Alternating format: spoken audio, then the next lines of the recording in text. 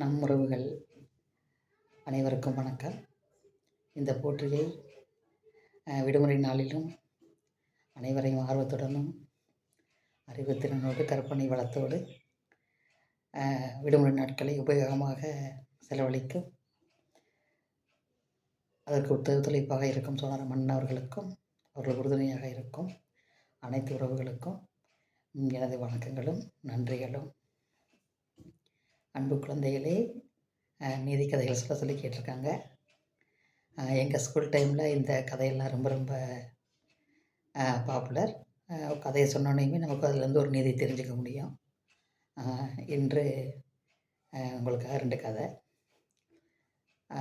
வட நாட்டில் அக்பர் பேரரசர், அவர்கிட்ட மந்திரியாக இருந்தவங்க பீர்பால். மிக புத்திசாலி மந்திரி, அறிவுத்திறன் மிக்கவர். ஒரு நாள் அவங்க 2 பேரும் அவங்க அரண்மனையிலேருந்து நந்தவனம் தோட்டம், அரண்மனை தோட்டத்தில் வாக்கிங் போயிட்டுருக்காங்க சாயந்தரத்தில். அப்போது நல்ல கடுமையான டிசம்பர் மாதம், மார்கழி மாதம், ரொம்ப குளிராக இருக்குது. அப்பப்பா என்ன குளிர், இவ்வளோ குளிரில் போய் யாராச்சும் இங்கே படுத்து சொன்னால் தூங்க முடியுமா, எப்படி குளிருது அப்படின்னு சொல்லி ராஜா சொல்கிறாங்க. அதுக்கு பீர்பால் சொல்கிறாங்க, அப்படிலாம் இல்லை ராஜா, பணம் கிடைக்கும்னு நினச்சா எதை வேணாலும் தாங்கிக்கிடுவாங்க. இதில் ஒரு வருமானம் இருக்குது, இதில் ஒரு நமக்காக ஒரு வருமானம் கிடைக்கும் அப்படின்னா அது செய்கிறதுக்கும் ஆள் இருக்க தான் செய்கிறாங்க அப்படின்னோடனே, அதை எப்படி இவ்வளோ குளிரில் போய் எவ்வளோ கோடி ரூபா கொடுத்தாலும் யாராலே தூங்க முடியுமா அப்படின்னோடனே, இல்லை ராஜா, கண்டிப்பாக அதுக்கு ஆள் முன்னிருப்பாங்க அப்படின்னோடனே, அப்படியா, சரி, இதில் ஒரு நைட்டு ஃபுல்லாக போர்வை அதெல்லாம் இல்லாமல் ஒரு மனுஷன் இந்த தோட்டத்தில் அப்படியே தூங்கி எழுந்திரிச்சிட்டா அவனுக்கு நான் 1000 பொற்காசு பரிசு தரேன், இன்றைக்கே நான் அறிவிச்சிடுறேன் அப்படின்னு சொல்லி சொல்கிறாங்க. சரி ராஜா, நானும் முயற்சி பண்ணி ஒரு ஆளை கொண்டு வரேன். ஏன்னா பணத்தோட தேவை எல்லாத்துக்கும் ரொம்ப அதிகமாக இருக்குது. ஒரு காசு கிடைக்கும்னா எல்லா வேலையும் செய்கிறதுக்கு தயாராக எத்தனையோ வறியவர்கள் நாட்டில் இருக்காங்க அப்படின்னோடனே ராஜா அப்படியா, சரி பார்த்துருவோம் அதையும் சொல்லிவிட்டு தண்டாரப்புறங்களை கூப்பிட்டு, இந்த மாதிரி அரண்மனையில் பூந்தோட்டத்தில் இரவு முழுதும் பனியில் தூங்கி இருக்கிறவங்களுக்கு 1000 பொற்காசுகள் பரிசளிக்கப்படும் அப்படின்னு சொல்லி தண்டனை போட்டுறாங்க. அப்போ பீர்பாலை தேடி போகிறாரு. ஒரு வறியவன் இருக்கான். நீ படுத்துக்க, நீ ஒரு நைட்டு மட்டும் பல்ல கடிச்சு தாங்கிட்டீங்கன்னா 1000 பொற்காசுகள் உன் வாழ்க்கைக்கு பூரா போதும், அதை வச்சு நிம்மதியாக இருக்கலாம் அப்படின்னு சொன்னோடனே அவரும் சரின்னு ஒத்துக்கிறாங்க. சாயந்தரம் 6 மணிக்கு வர்றாங்க. இந்தப்பா அந்த ஒரு உட்கார கல் பாதை மாதிரி இருக்கும்ல மேடை, இதில் தான் நீ படுத்துக்கணும், இன்றைக்கி இரவு முழுவதும் இங்கே படுத்துருக்கணும், காலைல 6 மணிக்கு அரண்மனைக்கு வா, நீ ஜெயிச்சுட்டு பணம் வாங்கிட்டு போகலாம் அப்படின்னோடனே, படுத்துருவியாப்பா, நல்லா யோசித்துக்க அப்படின்னு எல்லாம் சொல்கிறாங்க. இல்லை ராஜா, கண்டிப்பாக முடியும் அப்படின்னோடனே எல்லாரும் அவனை விட்டுட்டு தோட்டத்தில் வந்துடுறாங்க. அவன் ராத்திரி முழுக்க அந்த குளிரில் அப்படியே கையை வச்சுட்டு நட்டிக்கிட்டு எப்படியோ பல்ல கடிச்சு ஓட்டிட்டான். மறுநாள் காலை 6 மணிக்கு பார்க்குறாங்க. அப்படியே அந்த உட்காந்த வாக்கில் தூங்கிட்டு இருந்திருக்கான். எழுப்பி விட்டோடனே டக்குன்னு எழுந்திரிச்சோடனே ராஜாவுக்கு ரொம்ப ஆச்சரியம்.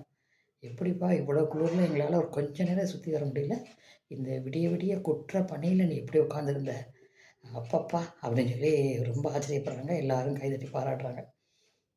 எப்படி உன்னால் உட்காந்துருக்க முடிஞ்சிச்சு அப்படின்னு சொல்லி அக்பர் ராஜா கேட்டோடனே அவர் சொல்கிறாரு, இல்லை ராஜா, எனக்கு ரொம்ப குளிராக தான் இருந்துச்சு, தாங்கவே முடியாமல் இருந்துச்சு, அப்புறம் இப்படியே சுற்றி முற்றி வேடிக்கை பார்த்துட்டே இருந்தேன்.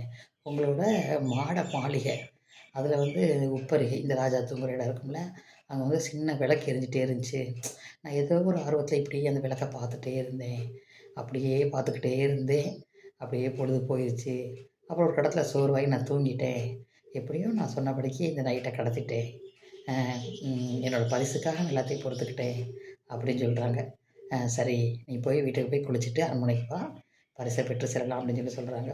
அவனும் ரொம்ப சந்தோஷமாக குளிச்சுட்டு நல்ல ஒரு ட்ரெஸ் எல்லாம் போட்டுக்கிட்டு பரிசோடு வரப்போகிறோம் அப்படின்னு சொல்லிட்டு மனைவி மக்கள்கிட்டலாம் சொல்லிவிட்டு ஆசையோடு அரண்மனைக்கு வர்றான். அப்போ இந்த அரண்மனையில் பீர்பால் நல்ல புத்திசாலியாக இருக்கிறதுனால அவரை ராஜா ரொம்ப பாராட்டுறதுனால மற்ற மந்திரிகளுக்கு பீர்பால் மேலே ரொம்ப பொறாமை.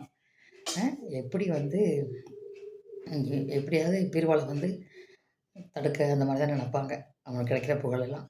அவங்க மற்ற மந்திரிகள்லாம் என்ன செஞ்சிடறாங்க, இந்த கேப்பை பயன்படுத்திக்கிட்டு ராஜாட்ட போய், ராஜா நீங்கள் என்ன சொன்னீங்க, வெறும் குளிரில் எந்த இதுவும் இல்லாமல் படுத்துருக்கேன்னு சொன்னீங்க. ஆனா பாருங்க அவன் அந்த உப்பரிகையிலேருந்து ஏதோ ஒரு வெளிச்சம், ஒரு சூடு அவனுக்கு கிடச்சிருக்கு.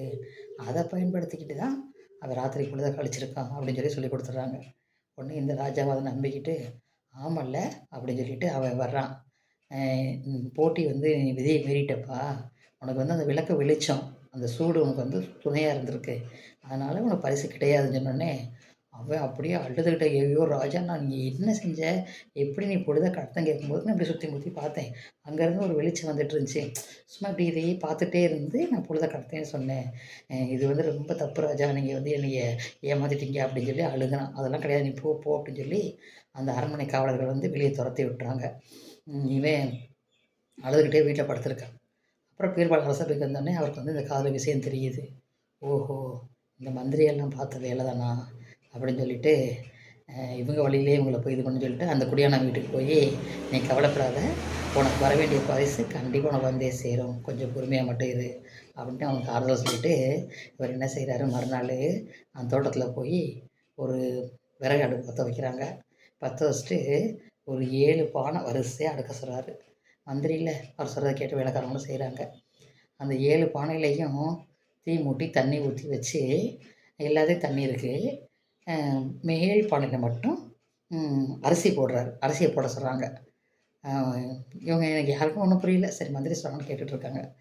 அப்ப ராஜாவுக்கு இந்த மாரி பீர்பால் ஏதோ தோட்டத்தில பண்ணிக்கிட்டு இருக்காங்க அப்படின்னோனே, அவரும் கேள்விப்பட்டு வர்றாரு. என்ன ஆச்சு அப்படின்னோனே, அவர் சொல்றாரு நாங்க செய்றோம் அப்படின்ட்டு தீ எரிஞ்சிட்டு இருக்கு. 7 பானை வரிசையா அடுக்கியிருக்கு. தண்ணி கொதிக்குது. 7வது பானையில